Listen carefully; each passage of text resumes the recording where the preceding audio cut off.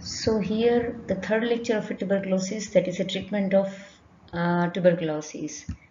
In the very first lecture we discussed the first line anti-tubercular drugs, that is HRZES, and in the second lecture we discussed the second line anti-tubercular drugs, that is a group 2 aminoglycoside, group 3 fluoroquinolones, group 4 rest of the oral drugs, and the group 5 is the drugs with the lower efficacy. So these are the contents, the goal of a treatment, which are the general principles and various regimens, and the adverse drug reaction of tuberculosis management. So here the first is, what is the aim of a treatment? The aim of a treatment is targeted towards a 3 point. First, for the symptomatic relief, to kill the fast multiplying bacteria, the fast dividing bacteria, that is best possible with the isoniazid. Second is that killing of a slow dividing bacteria or the persistent bacteria or the dormant bacteria. By controlling this organism, we ensures a total cure. No residual bacterial load is remaining, and it ensures a total cure, and thereby to avoid the chances of development of relapse later. Third one is to prevent the emergence of a drug resistance. The antibacterial treatment for the tuberculosis will run minimum for a 6 months to the 1 year, depending upon the type of a tuberculosis. So such a longer duration of utilization of antimicrobial, there are the chances of a development of a resistance. So while treating the tuberculosis patient, it is equally important to pay attention that there should be no emergence of a development of a drug resistance, thereby to make the therapeutic effective. So effective treatment, that depends upon the, you have to categorize the patient, whether the patient is a new pre-treated drug sensitive or drug resistance.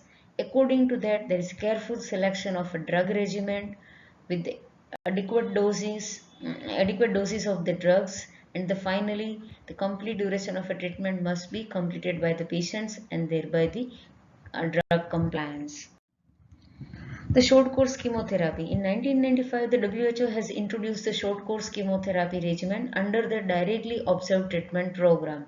Initially, the therapy of the TB was stretched to the 12 months, but after the short course chemotherapy regimen, it is reduced to the 6 to 9 months of a drugs, and the drug has to be given under the supervision, that is a directly observed treatment.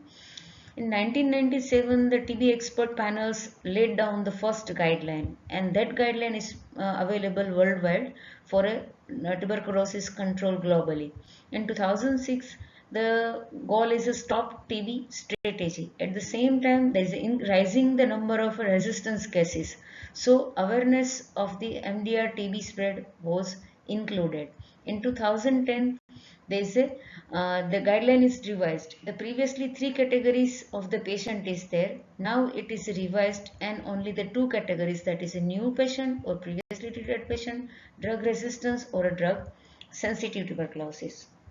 Because the India contributed the highest number of MDR TB, to prevent the development of a resistance, the government of India declared in 2012 the TB as a notifiable disease.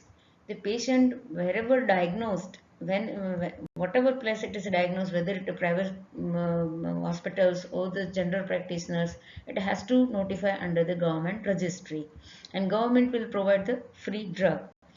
Then 2016, that is the latest guideline revised by the RNTCP. Here they emphasize much on the extensive use of the drug sensitivity testing. The various liquid culture, faster genotyping technique was added into the revised guideline. So from the starting of the patient, from the starting of a treatment, the patient is screened for the drug sensitivity. According to the better effective regimen can be planned, and the success of the therapy can be achieved.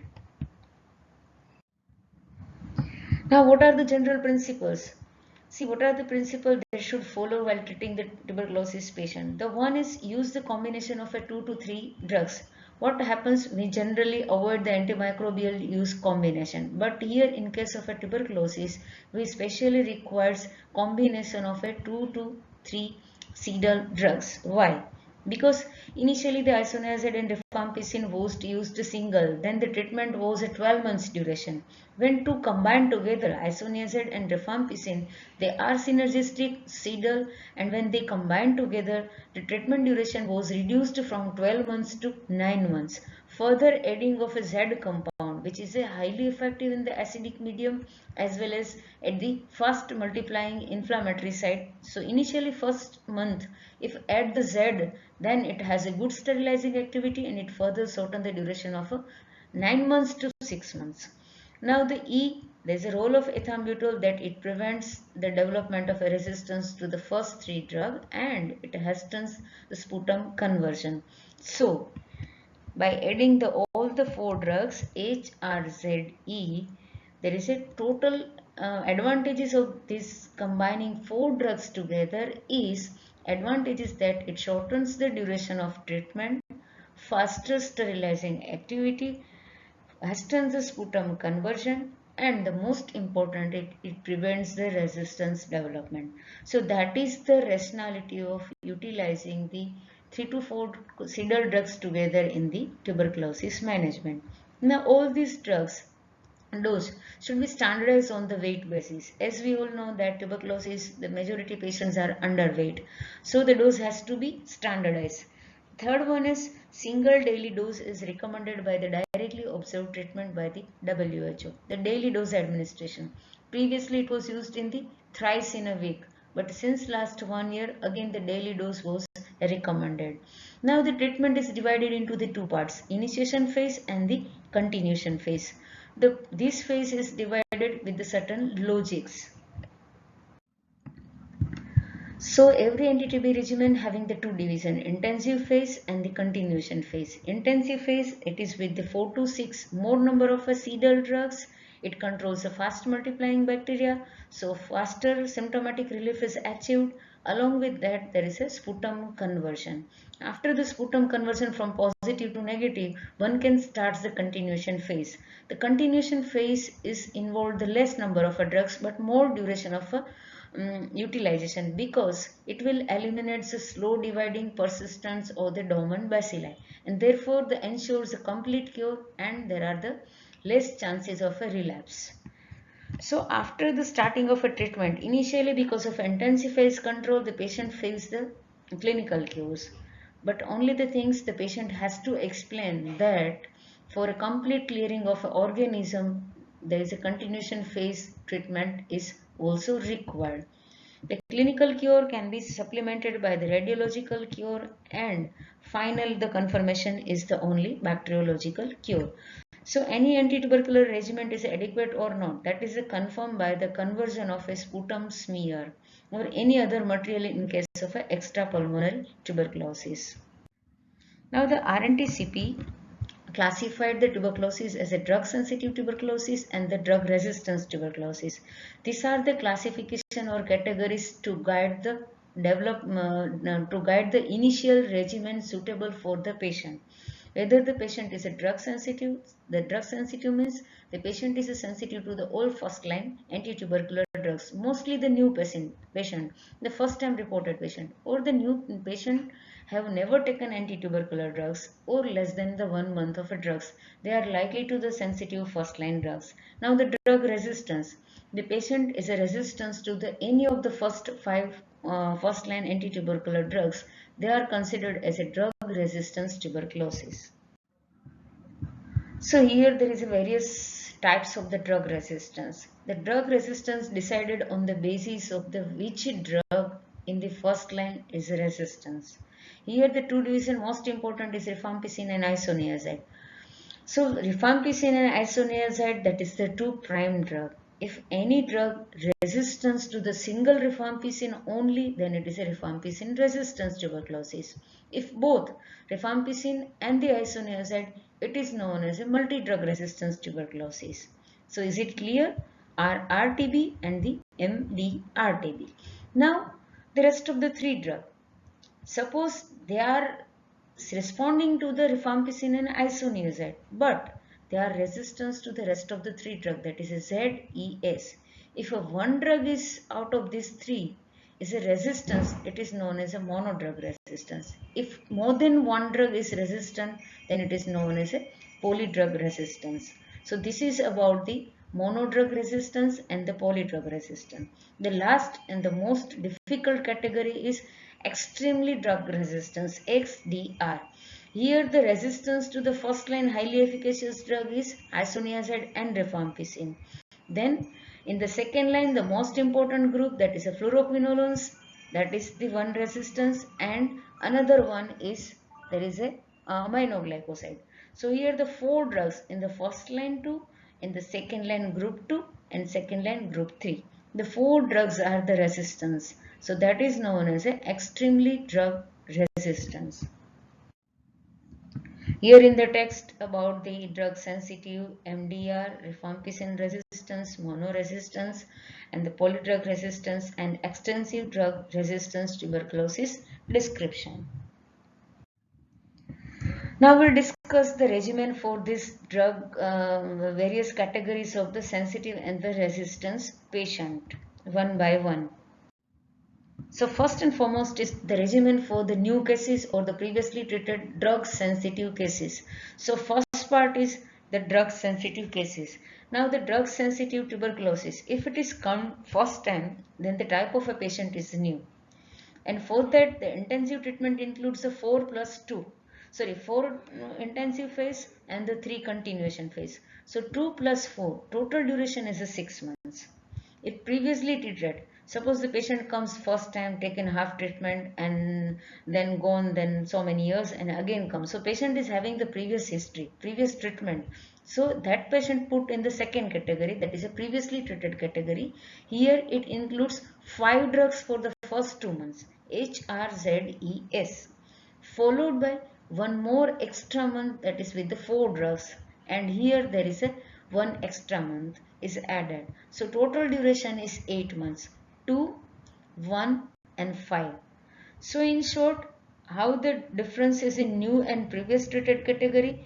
In the previous treated category, the one drug is added in the intensive phase, and the intensive phase and continuation phase having the extra 1 month prolonged treatment.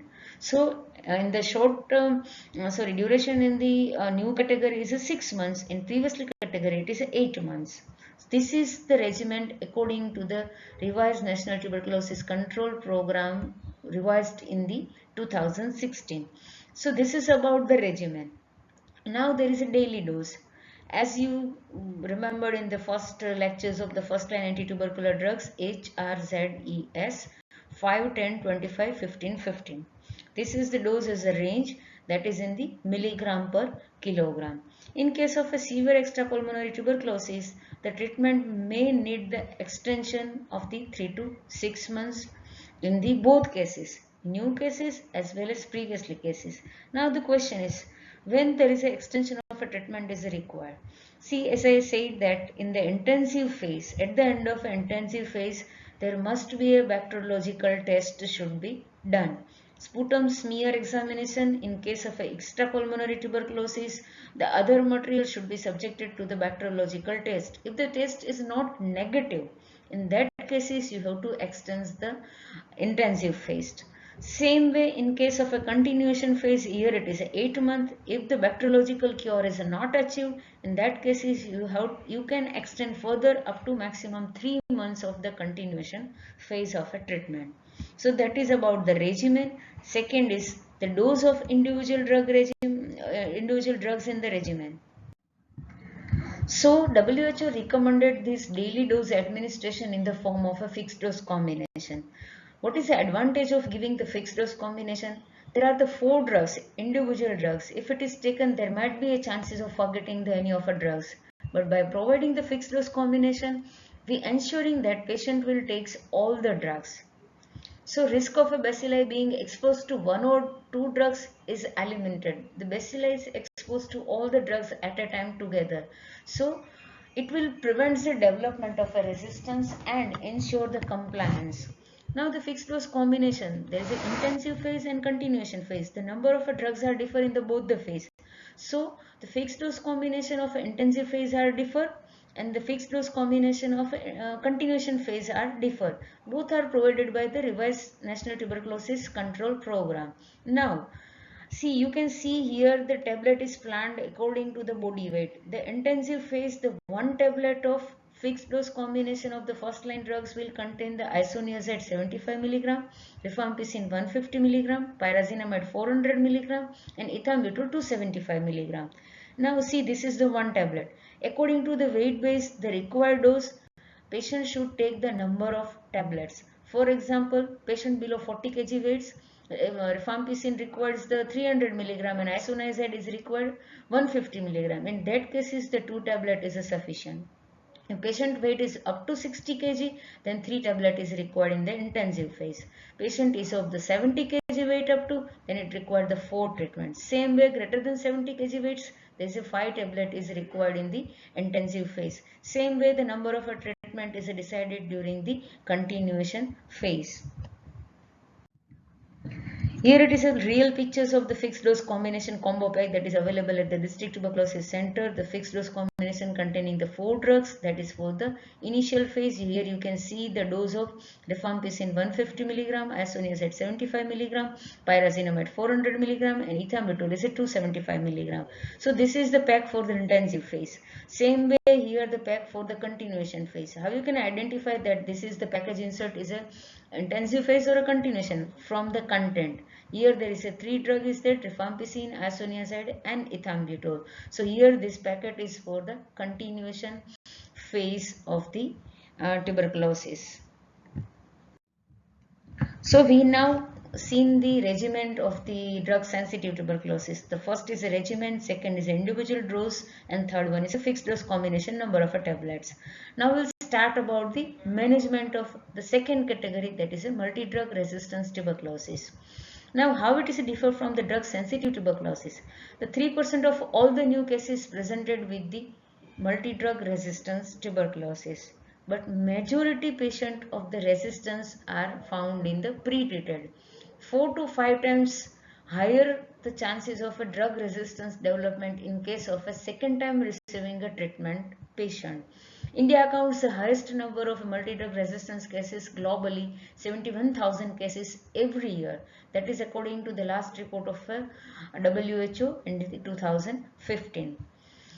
Now the treatment of a multi-drug resistance is a little bit difficult. Why it is difficult? Because this will run with a very rapid course with the worst outcome. As the first line drug is failed, they have to go for the second option, that is the second line complex anti-tubercular drugs, which involves a complex regimen that has to be used for the longer period of a time. It is a highly lower efficacious and highly toxic drugs, so it produces more side effects and it is a more expensive. So that will all match to the difficulty with the achievement of a cure in case of a multi-drug resistance tuberculosis. Now, what are the general principles for the management of a multi-drug resistance tuberculosis? The first part is drug selection. Second part is duration. Third part is dosage. The first part is a drug selection. How to select the drug for this regimen? You require at least 6 drugs. Out of that 6, the 4 must be effective. The efficacy was rely upon the drug sensitivity result test and the history of a previous drug. Suppose a patient second time coming, you have to go for the history of the previous taken treatment, and among them you have to go for a drug sensitivity testing in the microbiology department. From the report of that testing, which drug is now sensitive, you can add into the regimen. Avoid the cross resistance drugs. Cross resistance means only the one drug from the fluoroquinolones, one drug from the aminoglycoside, and one drug from the chemically similar compound into the group 4-2. So how the regimen is formed in case of a management of a multi-drug resistance tuberculosis. See, multi-drug resistance definition itself say that it is a resistance to the isoniazid and rifampicin. So in the first group, the option of H and R is left. So remaining 3 drug is Z, E and S. Now we don't choose the S because we want to utilize the second powerful second line group 2, that is aminoglycoside. So we have only 2 options from the first group, that is Z and E. One from the group 2 injectable aminoglycoside that mostly involve the kanamycin. The group 3 that includes fluoroquinolones, the most effective recommended fluoroquinolones is a levofloxacin, and the 2 from the group 4. So finally, the drug selection is the number 6. 2 drugs from the group 1, that is a Z and E. Group 2, the one drug, that is a kanamycin. We cannot select the 2 drugs together from the one group. Chemically similar. Then group 3 that includes 1 fluoroquinolones, that is a levofloxacin, and group 4 that includes the 2 different drugs, that is a ethionamide and cycloserine, the 2. So 2 plus 1 plus 1 plus 2, that is a 6 drugs. That is the regimen of initial phase of a multi-drug resistance tuberculosis management. So here you can see the standard RNTCP regimen for the multi-drug resistance tuberculosis. Intensive phase 6 to 9 months, continuation phase 18 months. You can see the duration of a treatment here. In case of a drug sensitive, it was a total duration 6 months. That is a 2 plus 4. Here the intensive phase is a 6 to 9 months. Minimum is a 6. If extension of a treatment is required, maximum 3 months can be added. There is a 9-month intensive phase. Continuation phase is a compulsory 18 months, that is 1.5 years. You can see the drug here is pyrazinamide Z and E from the first group, kanamycin from the second group, levoflox from the third group, and ethionamides and cycloserine from the fourth group. So total 6 drugs in the intensive phase for the 6 to 9 months, and there is a always in the continuation phase left the first group of a drug. So Z and E is removed and always left injectable drugs. So that is kanamycin. Not only for this regimen but for the any regimen in the second line left the injectable drugs. So here the rest of the 4 drugs are for the continuation phase for the 18 months. Plus one thing you can see here that in the every resistance profile at the pyridoxine prophylaxis 100 milligram per day. Now the duration that I already discussed, there is extension of a duration of 6 months and 18 months. Now after the intensive phase in the multi-drug resistance, there is a 3 months, 4 months, 5 months and 6 months require the bacteriological testing. If the sputum culture will remains positive at the end of a 4 month, you have to continue the intensive phase further 1 month. So after 5th month, if the sputum become negative, that's okay, fine. But if sputum still remains positive, you can extend still 1 plus month. In that way, the 6 months of IP can be turned to the 7 months, 8 months, and maximum the 9 months treatment can be provided for the intensive phase for the bacteriological clearing of this. The doses here, the kanamycin is 10 to 15 milligram per kilogram body weight. The levofloxacin is 1000 milligram per day. Ethionamides and cycloserine is 250 milligram. To the increases maximum up to the 750 milligram per day. And pyrazinamides and ethambutol is 15 milligram per kilogram per day. Here the next is rifampicin resistance tuberculosis. Here the drug resistance is rifampicin only. So according to the WHO, the rifampicin resistance tuberculosis is treated same as the MDR regimen. Only the thing is still the H is a sensitive from the first line. So it is added additional drug in the intensive phase regimen of the MDR TB regimen. So see here the standard treatment for the regimen for the MDR TB management. Intensive phase, as we previously discussed, the 6th number of a drug is there, but here the extra one is added, that is the isoniazid. So total, instead of a 6 drugs in MDR, in RRTB regimen there is a 7 drugs is there. Rest of the treatment duration in the intensive phase 6 to 9 months, continuation phase same 4 drugs and 18 months. Dose all remains the same for the treatment of rifampicin resistance tuberculosis. Now the next is monodrug resistance tuberculosis. As we already discussed, monodrug means ZES. Any of the one single drug is resistance, while with or without there is no resistance to the rifampicin and the isoniazid. So how this regimen will form? Three drugs from the first line. See, rifampicin and isoniazid is sensitive. The one is rifampicin and the rest of the two drugs. See here the one drug is resistance from the ZES. If one is resistance, remaining two is a sensitive. So R plus 2 sensitive from the first group. Second group is a fixed kanamycin. Third group is a fixed levofloxacin. So 1, 2 and these 2. Right? So 3 drugs from the first group, fourth is from this group 2 and the fifth is from the group 3. So 5 drug is for the intensive phase, that is for the 3 to 6 months. In the continuation phase, remove the injectable drugs. So out of the 5, the 4 will be remain and that is for the 6 months. So here you can see the regimen. If the resistance to the isoniazid, then which remaining 3 drug is RZE. We don't use the S.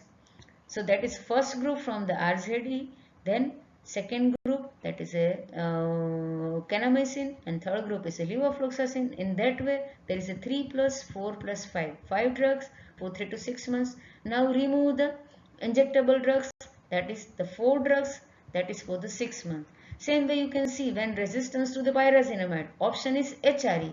When resistance to the ethambutol, option is HRZ. R is common to all. The 2 drugs that is a sensitive to, and these are 2 is common to all the regimen. So it is a very easy to remember the how to plan the regimen for the monodrug resistance tuberculosis.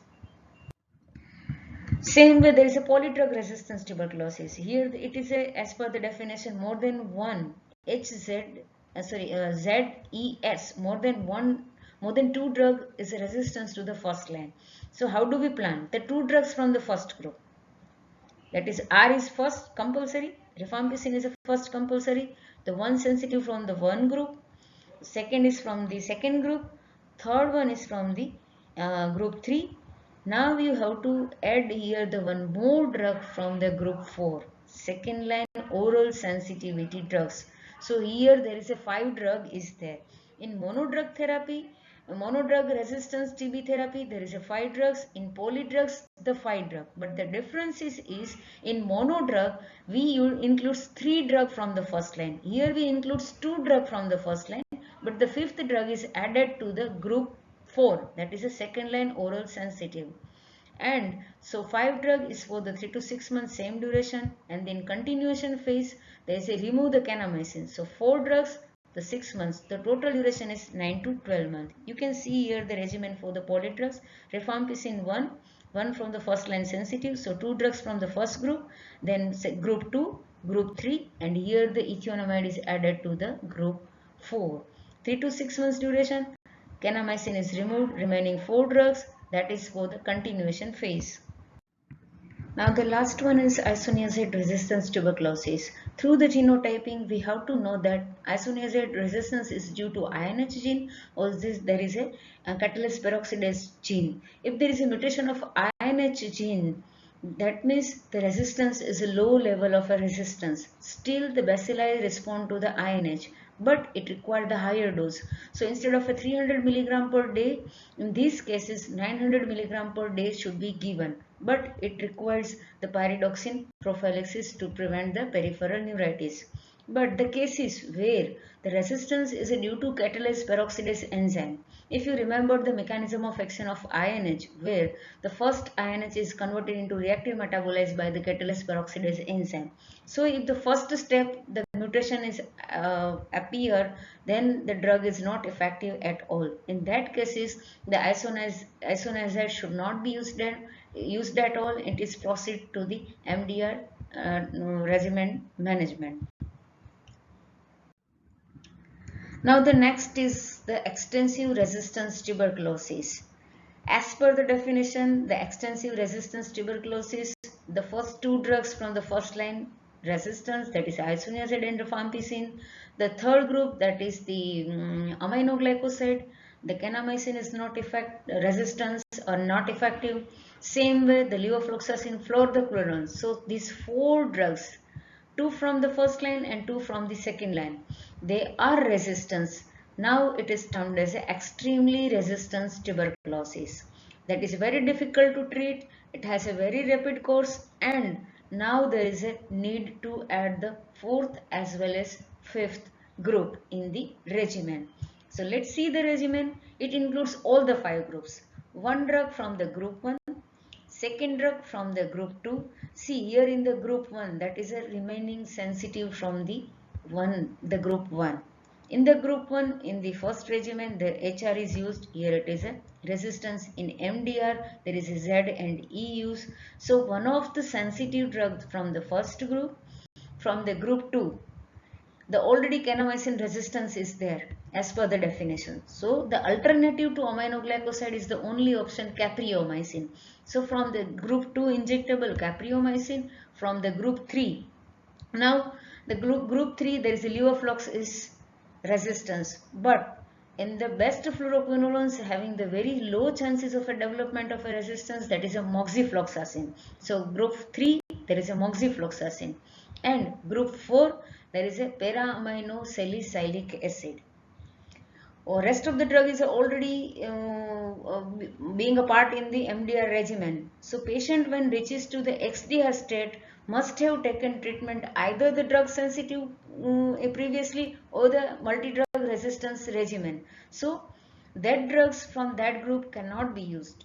The plus 3 drug from the fifth group of drugs. The fifth group includes, and there is a linezolid, amoxicillin clavulanic combination, and clofazimine.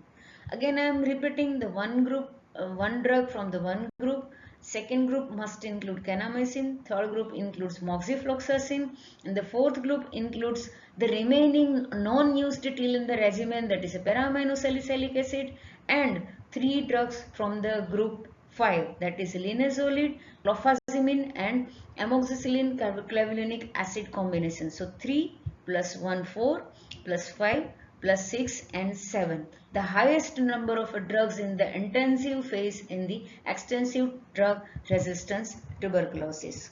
Here you can see the regimen. The regimen includes the first line drugs, that is a isoniazid.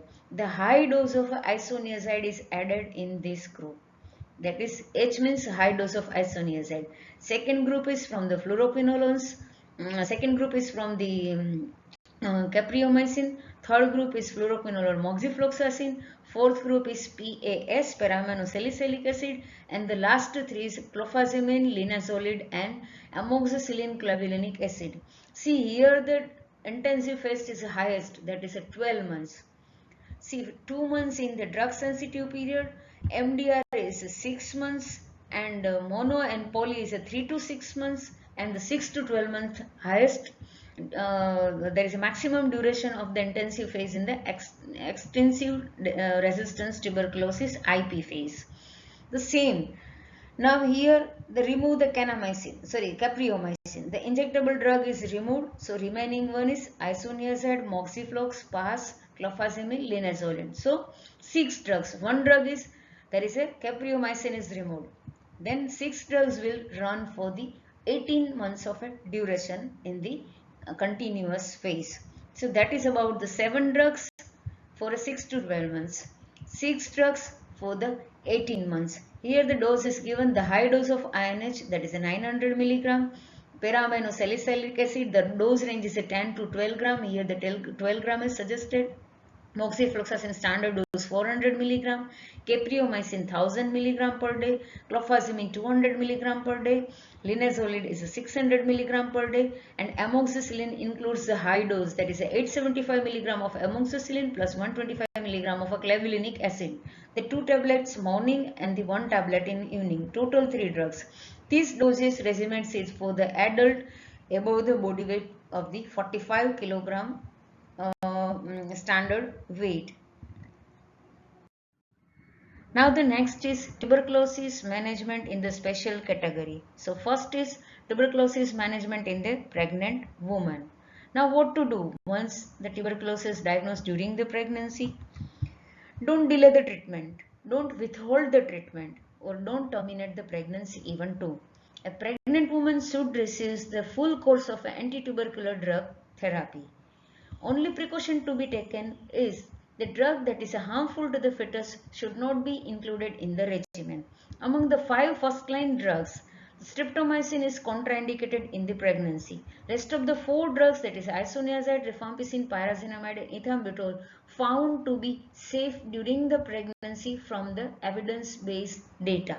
So finally, the full course of a treatment and the same regimen as the non-pregnant should be given to the management of a tuberculosis in the pregnant woman.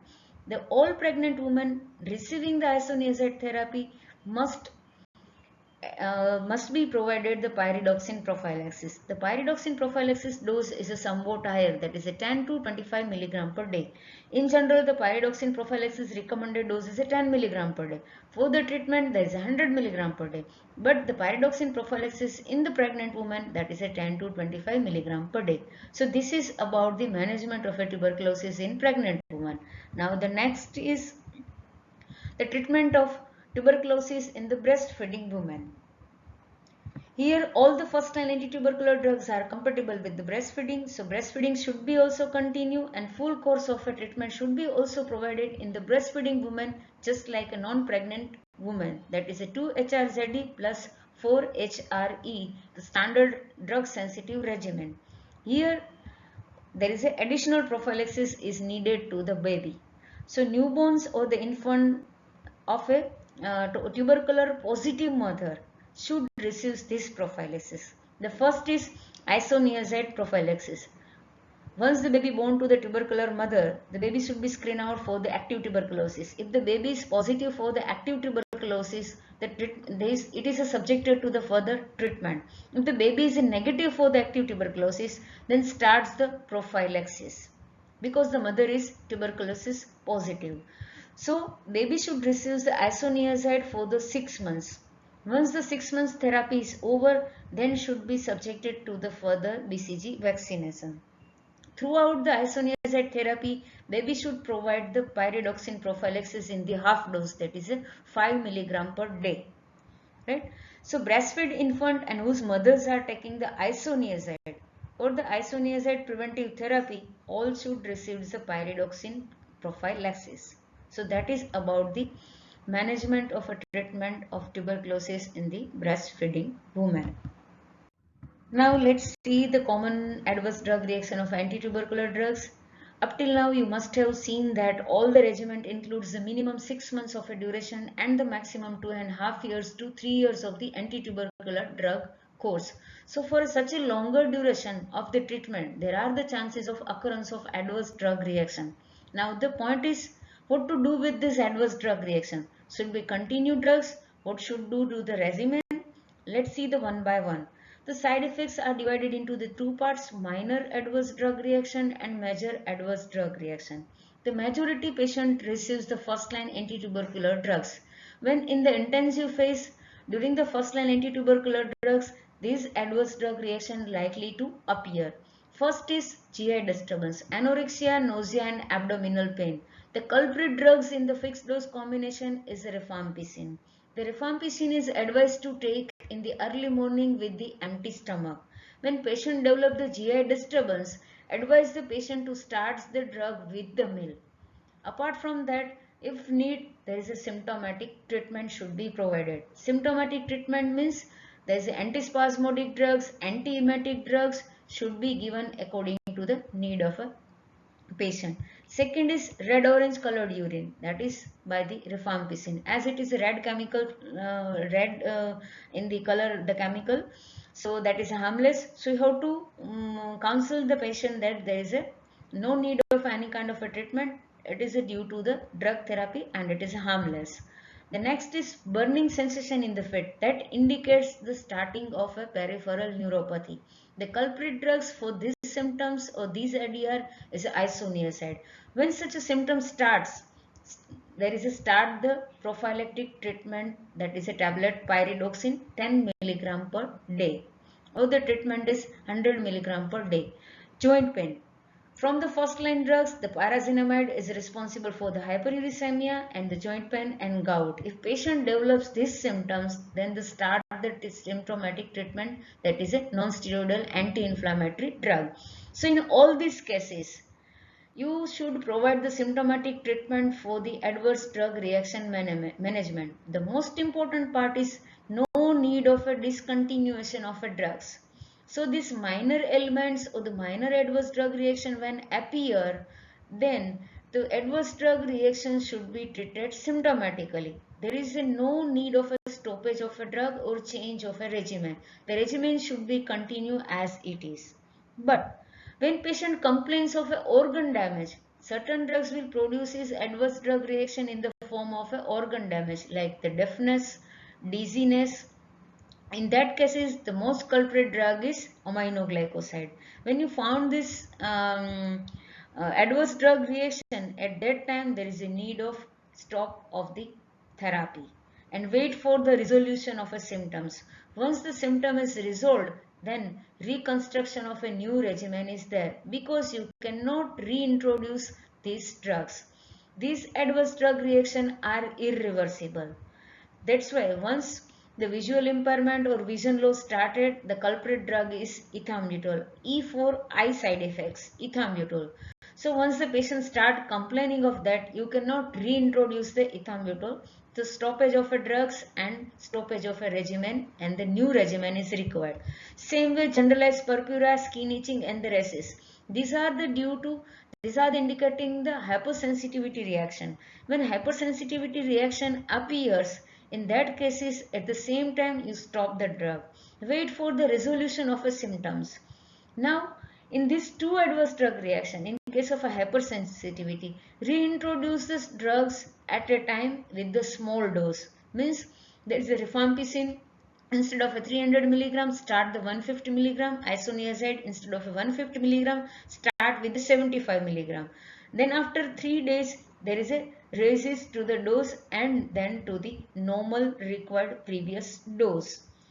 So that is about the major side effects. The most important and the most common above all these side effects is jaundice.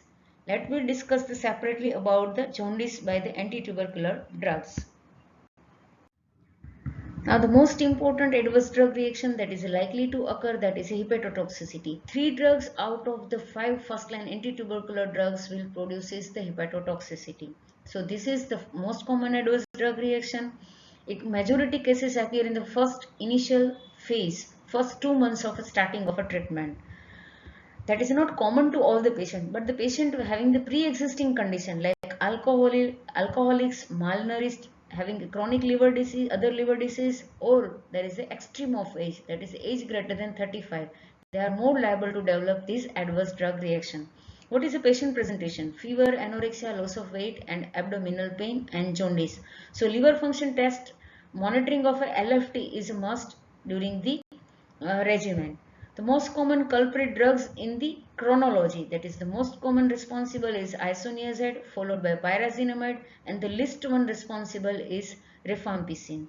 Now once the hepatotoxicity develop, what to do? We should wait for the resolution of the liver function test. We should start the treatment. We should change the regimen or not. Let's see the one by one. The first one is mild reaction. If there is a mild elevation of serum transamination enzymes in the LFT, there is a mild reaction, then stop the drug, wait for resolution of the reaction. Wait for the LFT come to the normal value. After that, the discontinued regimen should be restarted, the one at a time. Now the reaction is mild, but tuberculosis is a severe. So severe tuberculosis cannot be left without any treatment. So during the resolution of the hepatic reaction, the non-hepatotoxic drugs should be started. That is, the first 2 drugs is ethambutol and streptomycin and the 1 fluoroquinolones. These 3 drugs should be started during the resolution of the reaction. Once the LFT come to normal, again reintroduction of the older regimen one at a time. So the next is, suppose you reintroduce the older regimen. Again hepatitis appears. So if hepatitis recur, then stop the last added drug permanently. Now you have to watch about that which drug is a culprit. If rifampicin and the isoniazid, if better tolerated, there is no appearance of the again liver damage, then don't start the Z. Start only H and R. But prolong the treatment duration of 9 months with the H and R. If the R is a culprit, then rest of the 3 drugs, that is HES in the intensive phase and HE in the 10 months continuation phase. If the H is a culprit, then remaining 3 is the REZ, that is for the 9 months. So changes into the regimen is required depending upon the which drug is culprit. Now the next is chemoprophylaxis of the tuberculosis. Who needs a prophylaxis? What is the purpose of prophylaxis? The prophylaxis is to prevent the progression of a latent TB to convert into active TB. Now, who are at the risk of developing the active tuberculosis? Of course, the one person in family had a tuberculosis history. As the tuberculosis is an airborne infection, there are the chances of development of a tuberculosis to the other family member who are living around or in the close proximity in the open case. So these are the high risk group. So who are in the high risk category to develop the tuberculosis should receive the chemoprophylaxis. So context of the open case, the children with the sputum positive patient in the family, the children in the family likely to get affected, neonate of tubercular positive mother, patient of leukemia, diabetes, silicosis, those receiving the anti-cancer drugs, immunosuppression drugs or corticosteroid therapy. So these are the all patients having the compromised immune system. So lower immunity patients may get the tuberculosis in the future. Same way in the HIV infected patient, the HIV infected context of the sputum positive index cases. So all are the high risk group of the people likely to develop the tuberculosis in the future. So they should receive the chemoprophylaxis. Now what are the regimen for the chemoprophylaxis? There are the 2 regimen, daily regimen and weekly regimen. Daily regimen includes isoniazid for the 6 months, that is a lower dose 300 mg per day. If we want to use the weekly, then the dose would be the higher, the rifampicin and rifapentin. If you remember, the rifapentin is the longer half-life drug and it is the best suited for the continuation phase weekly regimen. So here, if we want to utilize the weekly regimen, the rifapentin is a 10 mg per kilogram plus isoniazid 15 mg per kilogram. When we use the 2 drugs together, the duration should be cut short, that is the 3 months. So daily regimen for the 6 months, weekly regimen for the 3 months. If the patient is in, if the person is in the contact of MDR TB, then there is a need of an individually tailored preventive regimen. Individually tailored preventive regimen means the person in the context of MDR cases, what is the drug sensitivity profile of that MDR patient should further lead to which prophylaxis should be given to their contacts. Role of corticosteroids in tuberculosis management. The corticosteroids should not be used in the tuberculosis patient, not only in tuberculosis but in any infective condition, because steroids will cause his flare-up of infection. However, in certain type of a tuberculosis, it is recommended to use the corticosteroid under the adequate chemotherapeutic coverage. Means the first antitubercular drug should be started, after that steroid should be given. Now the point is, which patient should receive the steroid? In certain extrapulmonary cases where the post-treatment, when the inflammation is a subside, there are the chances of a development of a fibrosis and stricture.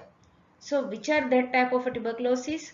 That is the miliary tuberculosis, meningeal tuberculosis, renal tuberculosis, pericardial and pleural tuberculosis.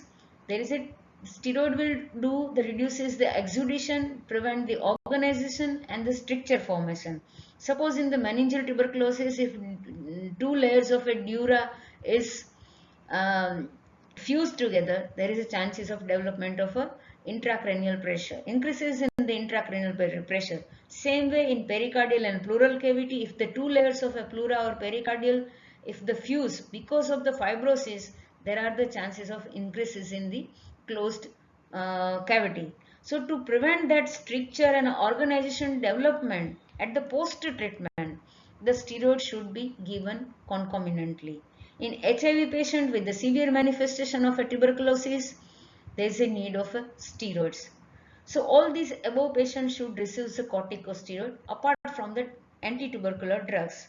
But it is strongly contraindicated for the intestinal tuberculosis because there are the chances of a silent perforation and it creates a emergency situation that is dangerous.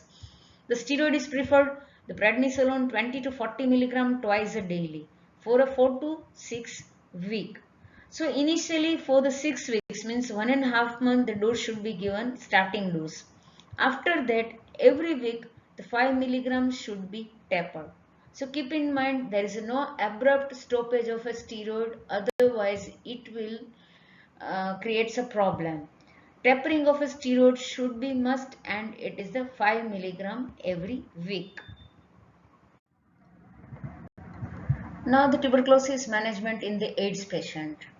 When tuberculosis occur in the HIV patient, it is really a serious problem. The HIV patient is 8 times high chances of developing tuberculosis as compared to the non-HIV patient. India ranked the second in the global burden of HIV plus tuberculosis. The mortality, the death by the tuberculosis in HIV patient is 1/4. So 25% mortality in HIV patient when develop the tuberculosis. Once the tuberculosis developed in the HIV patient, it is really a double trouble. Why? Because the tuberculosis in HIV, already immunocompromised person, it is a more severe variety, more lethal and the more infectious. Even diagnosis is very difficult in HIV patient. There is a no sputum smear positivity, atypical radiological presentation, so clinching of a diagnosis is also a troublesome in case of a HIV patient. In this patient develops a more adverse drug reaction as compared to the non-HIV patient, and the risk of a recurrence of the tuberculosis is also high in the HIV patient. Now the regimen for the tuberculosis treatment in HIV patient. The regimen it is the same as non-HIV cases. Means new patient is 2 HRZD plus 4 HRE, that is the total duration is 6. In previously treated 2 5 drugs plus 1 month 4 drugs and the additionally 1 month added in the CP, that is a 5 HRE, and total duration is 8. So apart from this routine regimen, the additional treatment is required is the prophylaxis with the pyridoxine higher dose 25 to milligram per day throughout the treatment. Now the TB is the opportunistic infection in the HIV patient. At the same time, pneumocystitis girovacea is also an opportunistic pathogen. So while tuberculosis treatment, the additional prophylaxis is given, that is a co-trimoxazole 960 milligram per day, that is a double strength treatment. 480 milligram is a single strength, double strength is a 960 milligram per day, that is given throughout the treatment as a prophylaxis against the pneumocystitis girovacea. So that is about the regimen. If the patient develops the resistance, the regimen of the MDR TB, that is the same in the non-HIV, should be followed. The problem with anti-HIV and anti-tubercular drug is the potential drug-drug interaction. If the patient is of if the HIV patient already on the treatment of a nucleoside, non-nucleoside reverse transcriptase inhibitor and protease inhibitor, then it will interact with the rifampicin. If you remember, the rifampicin is the enzyme inducer. It will induces the cytochrome enzyme, enhances the metabolism of NNRTI and protease inhibitor, and there is a results of the failure of antiretroviral drugs or the anti-HIV regimen. In that cases, the rifampicin should be replaced with the rifabutin. When you add the rifabutin, the treatment duration is extends from the 6 months or 8 months to 9 months. If the patient you don't want to change the rifampicin, then you have to change the anti-HIV regimen. Change the anti-HIV regimen, and that must not include the protease inhibitor or the non-nucleoside reverse transcriptase inhibitor. So these 2 points kept in the mind while deciding the regimen of the tuberculosis in the AIDS patient. The Mycobacterium avium complex infection. The Mycobacterium having the various family, that is Mycobacterium tuberculosis, atypical mycobacteria, and the third one is Mycobacterium avium complex. The Mycobacterium avium complex infection is not so common infection because it is an opportunistic pathogen. This infection is more common in the immunocompromised patient, particularly the HIV patient. In the HIV patient, when CD4 count drops down to the 50 cells per cubic microliters, there are the chances of development of the Mycobacterium avium complex infection. So CD4 count is the biomarker of a treatment effectiveness or the immune status of the HIV patient. The newer macrolide, the drug of choice for the Mycobacterium avium complex is the newer macrolide, that is the clarithromycin and the azithromycin.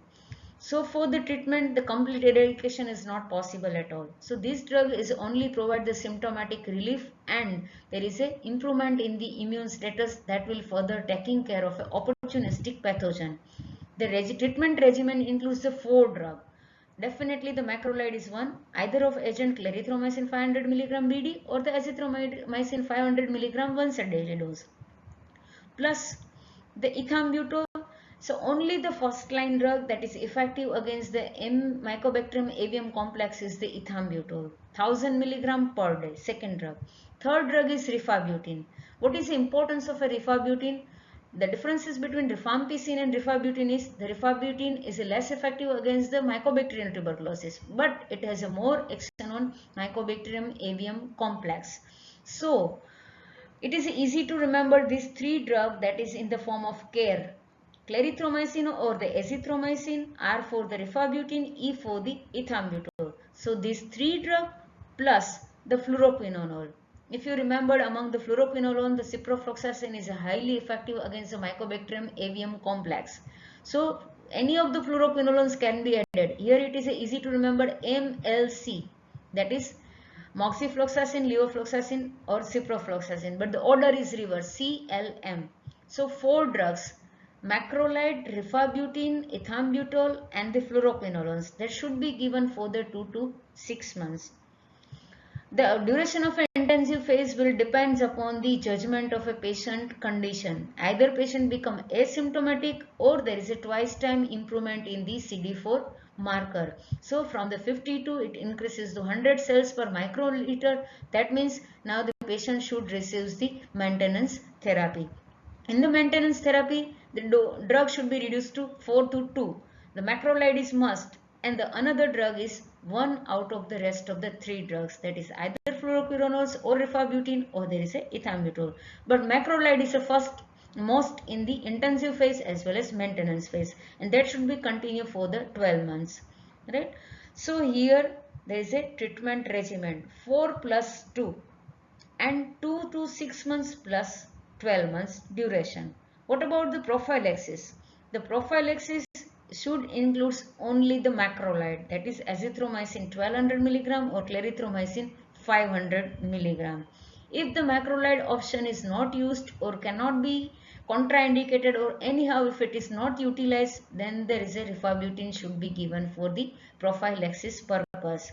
So this is about the treatment as well as prophylaxis of the Mycobacterium avium complex infection.